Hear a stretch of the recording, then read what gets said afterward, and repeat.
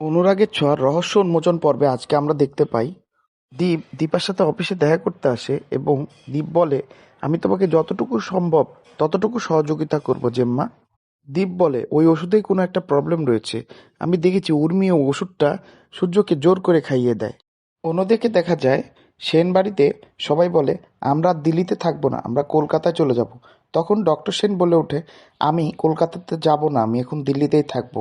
তোমাদের মন চাইলে তোমরা যেতে পারো, কলকাতাতে এখন আমার কোনো কাজ নাই। গল্পের অন্যদিকে দেখা যায় রূপা এবং সূর্য দুজনকে নিয়ে মিটিং ডাকে দীপা। দীপা আগেই রূপাকে সম্পূর্ণটুকু ভালোভাবে বুঝিয়ে দেয়। মিটিং শুরু হয়। রূপা তার প্রেজেন্টেশন দিতে চাইলে সূর্য বলে ওঠে, তুমি ছোট মানুষ, তুমি কেন আগে প্রেজেন্টেশন দেবে? তোমাকে কি আমি এই শিক্ষাই দিয়েছি? তখন মিস্টার শর্মা বলে ওঠে, কি শিক্ষা সূর্যবাবু? তখন সূর্য বলে ওঠে, আমার কেন জানি ওনাকে দেখে নিজের মেয়ের মতন মনে হচ্ছে, তাই আমি এ কথাটা বলে উঠলাম। যাই হোক, আমি দুঃখিত, আমাকে প্লিজ ক্ষমা করবেন। এই বলে রূপার কাছে ক্ষমা চায় সূর্য। দীপা এসবটা খেয়াল করে। অন্যদিকে উর্মিও মনে মনে ভাবতে থাকে, দাদাভাইকে ওষুধটা খাওয়াতে হবে, নাছাড়া দাদাভাই আগের মতন আবার সবকিছু পন্ডল করে দিতে পারে। অন্যদিকে বাড়িতে দেখা যায় কুন্তলা আছে এবং সোনাকে বলে, আমাদের এ বাড়িতে একটা যজ্ঞ করতে হবে। আমি দেখেছি রুডির আত্মা এখনো ভেসে বেড়াচ্ছে, এখনো সে মুক্তি পায়নি।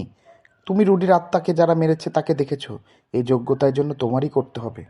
বোকা সোনাকে বোঝাতে কুন্তলা সক্ষম হয়, যার ফলে বাড়িতে একটা যজ্ঞ শুরু হয়।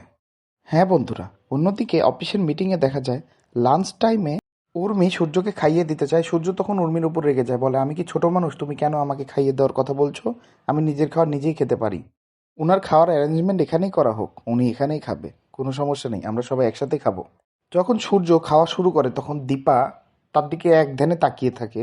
উর্মি তখন চিন্তাভাবনা করে যেভাবে হোক তার খাবারে ওষুধটি দিতে হবে, এবং ওষুধটি দেওয়ার সময় ওষুধটি পড়ে যায় এবং মিস্টার শর্মা গিয়ে তা কালেক্ট করে এবং সেটা ডাস্টবিনে ফেলে দেয়। সকলে উর্মিকে বলে, ওষুধের নামটা আমাদের বলুন, আমরা এনে দিচ্ছি, কিন্তু উর্মি তা কোনোভাবে বলতে রাজি হয় না। দীপা সে ওষুধের স্যাম্পলটা ডাস্টবিন থেকে কালেক্ট করে এবং বলে, এই ওষুধের মধ্যে অনেক রহস্য লুকিয়ে আছে, যেভাবেই হোক আমার এই ওষুধের স্যাম্পলটি টেস্ট করতেই হবে এবং রহস্যগুলো উন্মোচন করতেই হবে। তো বন্ধুরা, এই অবস্থাতে আজকের পর্বটি শেষ হয়। বন্ধুরা, আগামী পর্বে কি হবে তোমরা কমেন্ট করে জানাতে কিন্তু ভুলো না।